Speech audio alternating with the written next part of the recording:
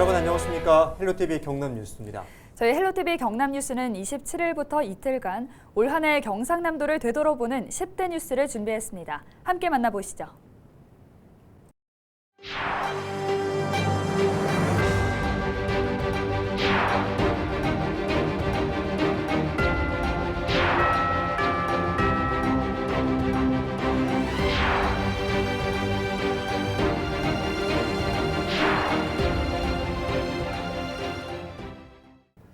네, 먼저 첫 뉴스입니다. 올해 민선 6기 김경수 경남도정이 11개월을 남겨두고 끝이 났습니다. 지난 7월 대법원은 댓글을 이용한 불법 여론 조작 혐의로 김 지사의 징역 2년 유죄를 확정했습니다. 경상남도는 올해 역대 7번째 권한대행 체제를 맞았는데요. 김수정 기자입니다.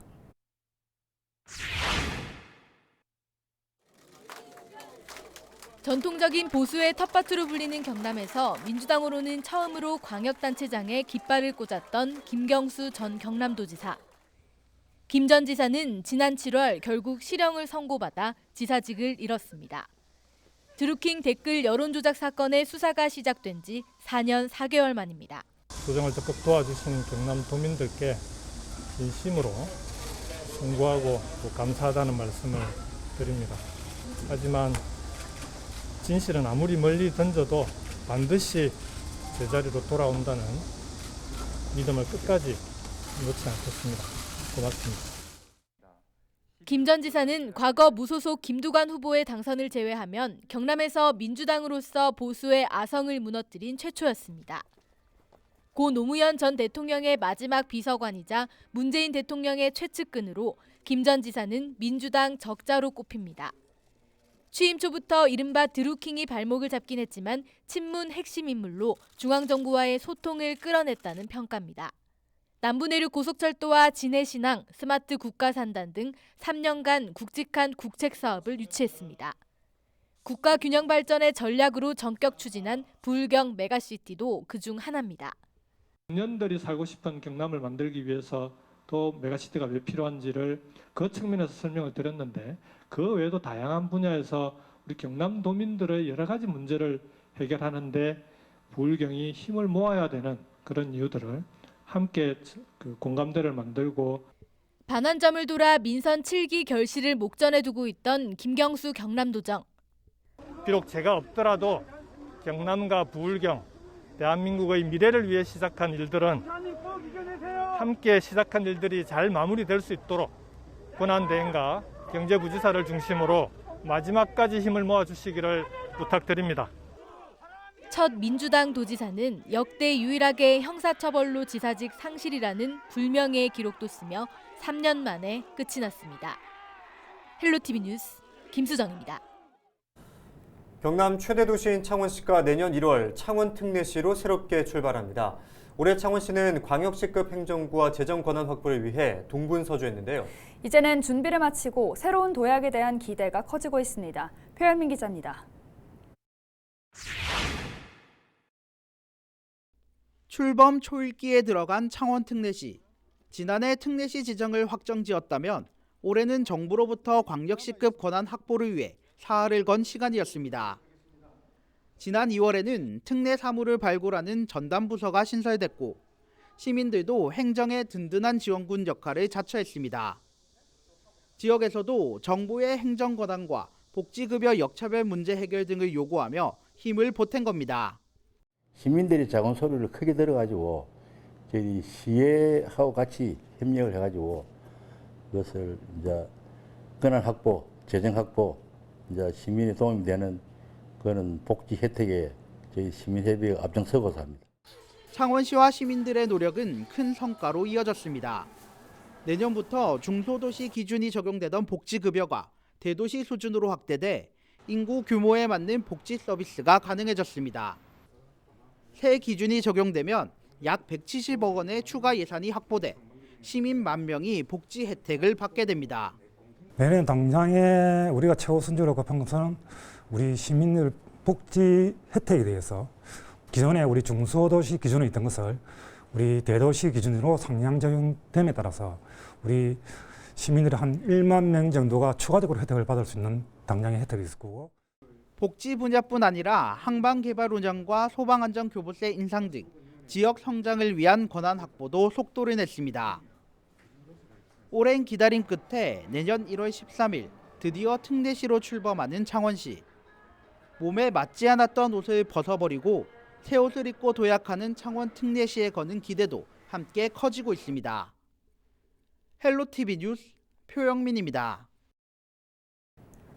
경남도의 수장이던 김경수 전 경남지사가 유죄 확정으로 수감됐다면 경남의 지자체는 법원 판결에 울고 웃어야 했습니다. 재판에 보궐선거까지 치르며 다사다난했던 지자체를 돌아봤습니다. 권정수 기자입니다.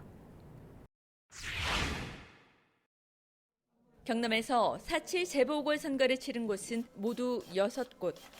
이를 통해 의령군수와 고성 제1선거구, 의령, 함양지역 도의원과 의령군, 함안군 의원이 선출됐습니다. 하지만 재선거 이후 단체장 잔혹사의 서막이 시작됐습니다. 오태환 의령군수는 선거 홍보물에 잘못된 경력을 기재한 혐의로 재판에 넘겨져 1심에서 벌금 80만 원을 선고받았고 검찰이 항소를 포기하면서 군수직을 유지하게 됐습니다.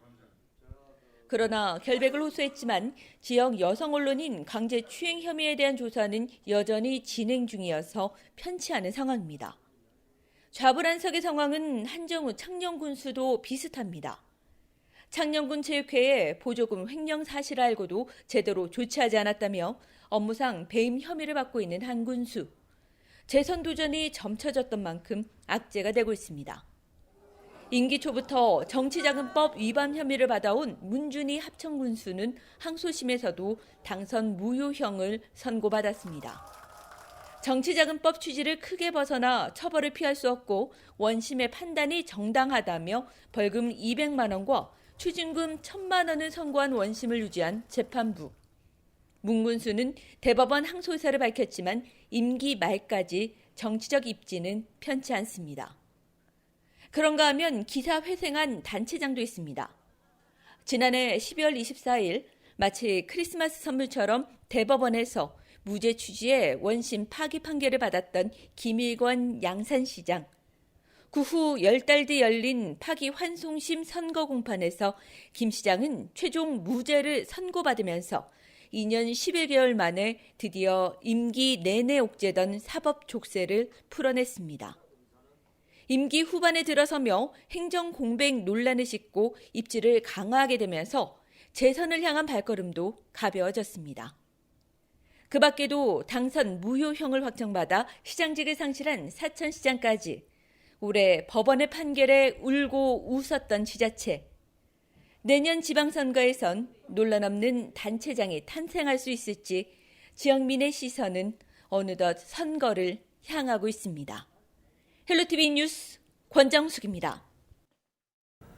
지난해 정인이 사건을 비롯해 창녕 아동학대 사건 등이 세상에 알려지며 전 국민이 함께 분노했는데요. 국회와 지자체에서는 재발을 막기 위한 여러 가지 대책을 내놓았지만 안타깝게도 아동학대 사고는 올해도 끊이지 않았습니다. 국공립 어린이집에서 교사가 아이를 때리기도 했고 한 유치원에서는 곰팡이가 핀 포크로 아이들의 간식을 먹였다는 충격적인 제보도 있었습니다. 김현민 기자의 보도입니다. 지난 2월 창원의 한 국공립 어린이집입니다. 아이들이 선생님의 눈치를 살핍니다. 어떤 아이는 화장실 근처만 대도 울어댑니다. 학부모들은 아이가 어린이집을 다니기 시작하면서 이상 행동을 보였다고 말했습니다. 그래서 한 학부모가 아이 가방에 녹음기를 넣어 보내봤습니다. 설마 하는 마음이었지만 결과는 참담했습니다. 안 먹는다면서요. 이렇게 소리 하지 말았지 내가. 먹을 거 먹고 안 먹으면 안 먹지. 안 먹는 거 주세요. 먹을 거 안 먹을 거야.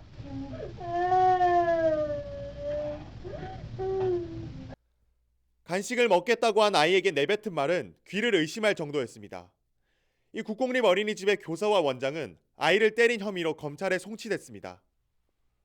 처음에 어머니 저는 절대 안 때렸어요 라고 저 원에서 저를 처음 만났을 때 원장 선생님은 저런 선생님인지 몰랐다. 어머니 제가 알았으면 애를 그 반 보냈겠습니까? 뭐 이렇게 하셨죠. 지난해 9월 김해의 한 사립 유치원입니다. 플라스틱 포크 곳곳에 검은 곰팡이가 피었습니다. 이 유치원에서 근무하던 A씨가 제보한 사진입니다. A씨는 유치원에서 이 포크로 아이들에게 간식을 먹였다고 말했습니다. 원장이 집에서 가져온 빈 페트병에 아이들의 음료를 만들어 줬다는 충격적인 증언도 잇따랐습니다. 이 페트병은 이제 원장님께서 본인이 집에서 물 먹고 나서 이제 쓰레기 봉투 20리터에다가 이거를 이제 6개를 묶어가지고 들고 오세요. 아이스 코코아나 매실이 나오는 날에는 빵이랑 아이스 코코아를 이제 들고 가서 아이들에게 컵에다가 이제 부어서 주는 방식으로 이제 간식이 제공되었었거든요. 최근 3년간 경남의 아동학대 신고는 꾸준히 늘어 지난해 1,700여 건에 달했습니다. 전문가들은 아동학대 예방을 위한 사전교육과 재발 방지를 위한 체계적인 시스템을 만드는 것이 필요하다고 강조했습니다. 헬로티비 뉴스 김영민입니다.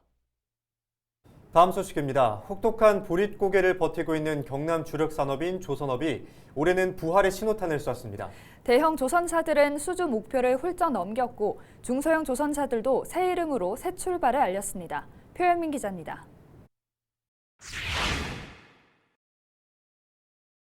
꽁꽁 얼어붙었던 경남 조선업. 올해는 훈풍이 불었습니다. 경남의 대표 조선사인 대우조선해양과 삼성중공업은 잇따른 수주 낭보를 전했습니다. 수주 선박도 LNG 운반선 등 고부가가치 선박으로 두 곳 모두 올해 수주 목표를 초과 달성했습니다. 특히 대우조선해양은 연간 수주액이 7년 만에 100억 달러를 넘어섰습니다. 올해 수주 호황기를 맞았지만 조선사는 지난 어려움을 교훈 삼아 미래 성장 동력 확보에 힘쓰고 있습니다. 스마트 선박, 그다음에 저희가 LNG 선도 기자재 국산화가 저희가 관건입니다. 이러한 지금 우리의 미션을 우리 협력 파트너사인 기자재 업계들하고 기술 개발 같이 하고 같이 개발된 국산 제품을 빨리 실제 프로젝트에 적용하게 하는. 새 주인을 찾은 중형 조선사들도 제도약의 발판을 마련했습니다. HSG 성동조선은 올해 초 무급 휴직에 들어갔던 모든 직원이 2년 만에 일터로 복귀했습니다. K조선으로 이름을 바꾼 STX 조선해양도 지난 3월 2,500억 원의 자금을 투자받으면서 경영 정상화에 속도를 내고 있습니다. 조선산업이 기간 산업이고 특성상 고용을 많이 할 수 있는 산업이기에 어렵지만 한번 해보자 라고 결정을 하게 되었습니다. 이처럼 부활의 신호탄을 쏘았지만 여전히 고용시장은 불안하기만 합니다. 당장 일감이 부족해 수주 효과가 나타나는 내년 하반기까지는 버텨야 하는 상황이기 때문입니다. 조선업체들의 고용 유지가 어려워진 만큼 경남도가 나서 정부의 고용위기 지역 지정 연장을 추진하고 있습니다. 여기에 대우조선 매각이 3년째 제자리 걸음을 걸으면서 합병에 따른 구조조정 불안과 협력업체의 줄도산 우려도 계속되고 있습니다. 지역 경제의 바탕 우려가 있는 이 같은 대우조선해양의 매각 시도는 반드시 철회돼야 된다. 그리고 중앙 국가 경제도 중요하지만 지역 경제, 지역 시민의 삶도 중요한 만큼 정부에서는 이런 부분들을 늦었지만 다시 한번 아주 치밀하게 재검토해 줄 것을 강력히 촉구하는 바입니다. 긴 불황의 터널을 지나 부활의 날개짓을 시작한 경남의 조선업. 올해의 성과를 바탕으로 내년에는 새로운 비상을 준비하고 있습니다. 헬로티비 뉴스 표영민입니다.